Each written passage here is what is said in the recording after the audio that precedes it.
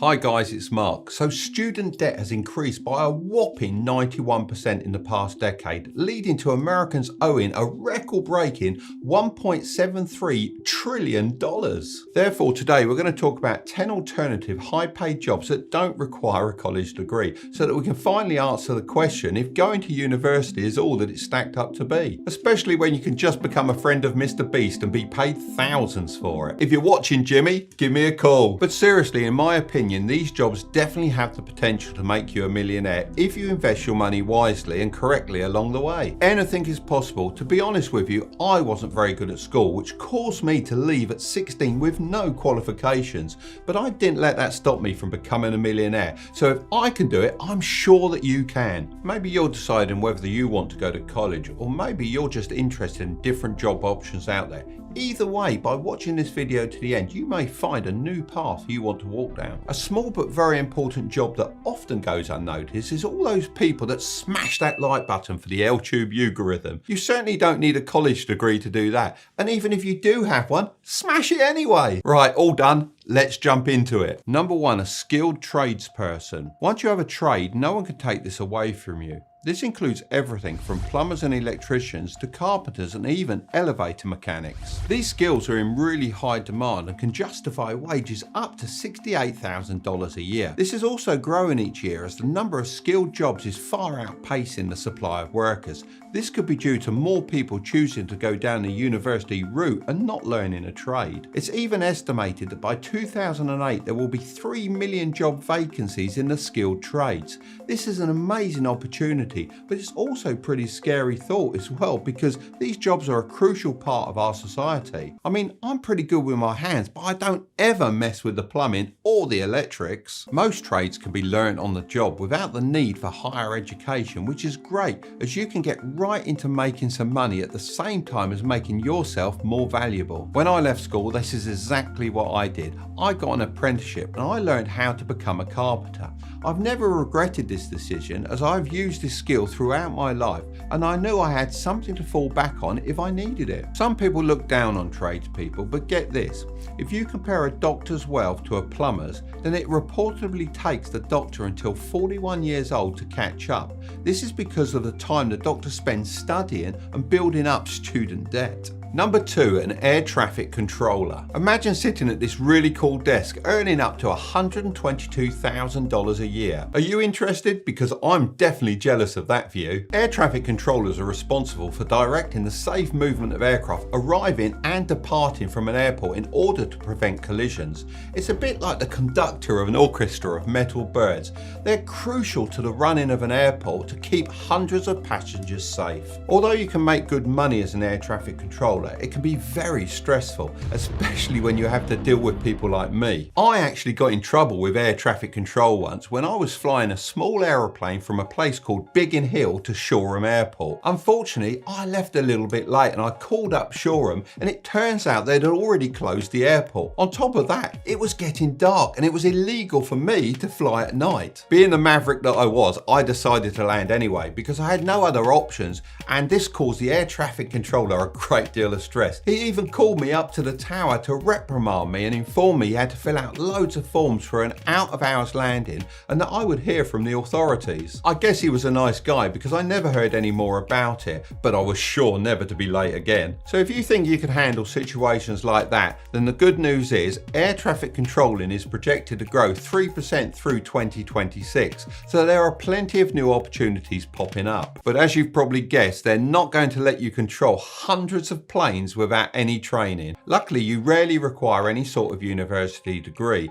In fact, most air traffic controllers can do on-the-job training after completing high school. Number 3, becoming an influencer. Did you know that more kids now dream of becoming a professional YouTuber rather than becoming an astronaut, according to a recent study? I hardly find this surprising as they see their favourite influencers having the time of their lives while making millions per year. It's easy to dismiss this one as a dream or not a real job, and that's what a lot of people my age do, but I think this is a really interesting industry. The amount companies spend on influencers in the US alone is going to surpass $3 billion, which is a growth of more than 30% from last year. This means that with more money being pumped into the industry, there'll be a lot of space for new influencers. I mean, if a boomer like me can start TikTok as a bit of fun during the pandemic and rack up nearly 7 million followers, then doesn't that just prove it? I've now even started 2 more YouTube channels, which are my new second channel where I post quick finance and business tips,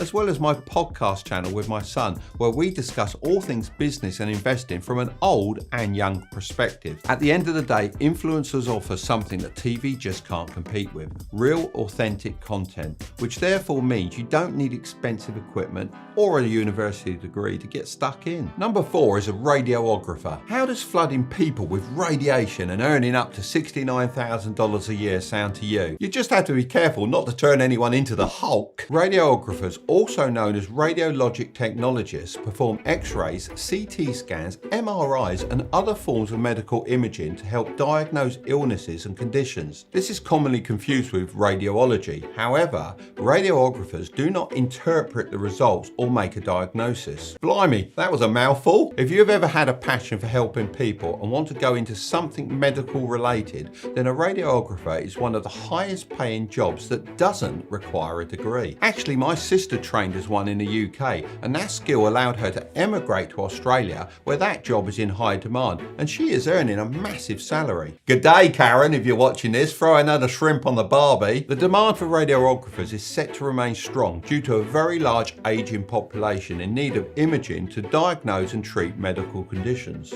What are you looking at? I'm only 25. Well, I feel 25. It's easy enough to get started after completing a 2-year job-focused course. While I admit this does take a little bit of training, it isn't nearly as time-consuming as a college degree, and it's a lot less expensive too. Number 5, an executive assistant. It can be extremely fun being the right-hand person of a business leader. You're both striving towards a shared mission, and you can earn up to a very respectable $68,000 a year. Working your way up to being an executive assistant can be very rewarding, as it means doing different jobs almost every single day. My assistant does everything from organising my schedule to helping me with strategic planning. By working at this level in a company, you're also surrounded by lots of people who are wealthier than you. This automatically means you'll start leveling up and find ways to earn even more. I've often seen assistants go on to become CEOs of their own businesses, as they learn so much under the wing of a successful person. So it's not all about the money you're earning, it's also about the knowledge and the connections. My assistant responded to a post I made on Instagram and performed really well in his interview. He doesn't have a university degree, but that really doesn't matter to me. He came across as driven, dedicated and very business savvy. I have nothing against university, but sometimes I feel like it can knock the spark out of people. If you're never told what you can't do, then you seem to have less limits on your potential. So based on my own experience of hiring an assistant, I would say the best thing you can do is follow the leaders of businesses that you're interested in working for on social media. Whenever one of them posts about a job opening, you could be one of the first to throw your hat in the ring. And that's exactly what Kai did, and it worked out very well, even if he can't make a decent cup of coffee. Number 6, a construction site manager. The demand for construction managers will reportedly grow 8% by 2029, which is much faster than the 4% projected growth in all other occupations. You can expect to earn an annual wage of between $50,000 and $126,000. A site manager within the construction industry is responsible for overseeing operations of the whole site on a day-to-day basis and making sure a project comes in on time and on budget. And as many of you know, I'm building out my north wing at the moment, and Phil's my project manager. What, are you filming me?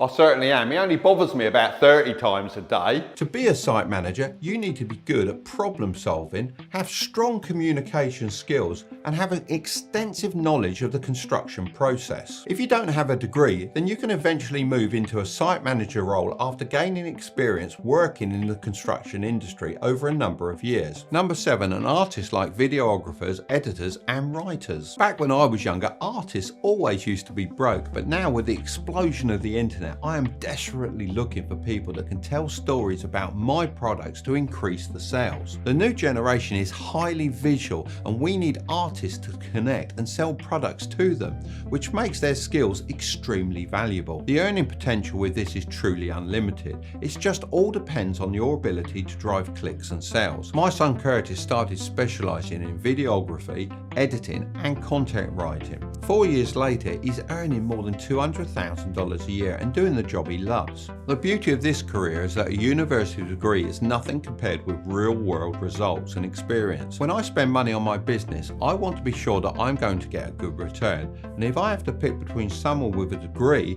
and someone with experience and some results, then I would always pick the latter. You will of course need to invest a lot of time into learning these skills, but luckily they can all be self-taught using books and the internet. So I'm here with Curtis. So what's one tip you can help the viewers that's helped you in your career?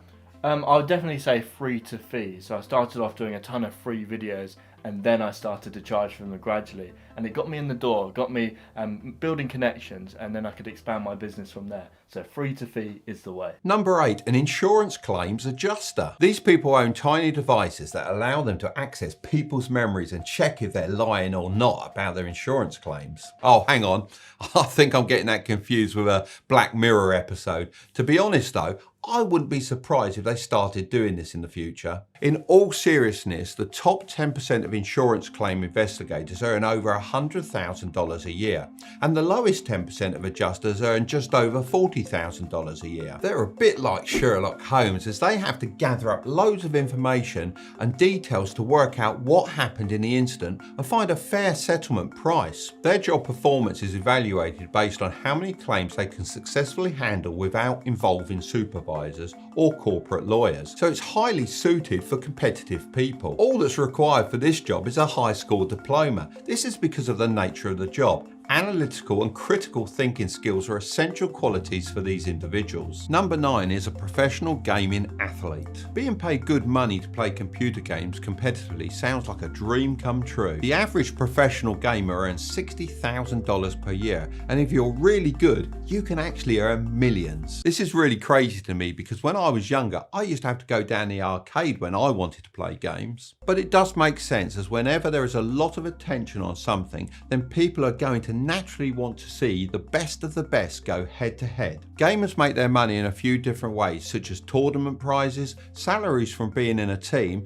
bonuses for doing well, sponsors, and of course, live streaming. Being a professional gamer is not an easy career to take on. It requires thousands of hours of gaming experience, just like any elite level sport. So although the top professional players earn millions each year, the harsh truth is only a few people enjoy that kind of salary. I'm not saying this to discourage you in any way, because if you put your mind to it and train every day, then I'm sure it's achievable. Number 10 is a high ticket commission salesperson. Imagine selling a product for more than $200,000 and getting a sweet 6% commission. That's a $12,000 payday. High ticket items are high priced products or services. These items can include expensive products like cars, jewelries, houses, even services like coaching, webinars and training. Many high-ticket salespeople choose to work on a commission basis, selling other people's products or services to a list of potential clients who have already shown interest. This means that once you learn how to sell, essentially your income is unlimited. One of the main reasons I was able to become as successful as I am is that I learned how to sell from a very young age. It's such an important skill, and if you learn it, then you'll never really struggle for money. It's also worth mentioning accountancy, financial advising and computer programming are also great career paths that do not require college degrees, and you can earn some sweet bank. So choosing if you should go to college is a big decision, and it's highly dependent on what you decide to study. If the job that you wish to pursue requires a degree, then I would agree that college is definitely worth it, as you have a clear return on investment. But if you choose to study a course with no real aim, then this might be a very expensive mistake. mistake. With more people than ever before going to university, it's becoming a huge business and degrees are holding less and less value. I like to call it degree inflation. By investing wisely along the way, all the jobs mentioned in this video have the potential to make you a millionaire without stepping foot in any university. So if you're like me and school really wasn't for you, then it's not the end of the world. There are plenty of options out there. It's all about doing what you want to do and not letting society's expectations shape your future. So I'm going to leave the next video right up there, but don't click on it just yet. Make sure to subscribe if you want to grow your wealth, and don't forget to pick up the free stocks and Bitcoin with the links below. Okay, I'll see you over there.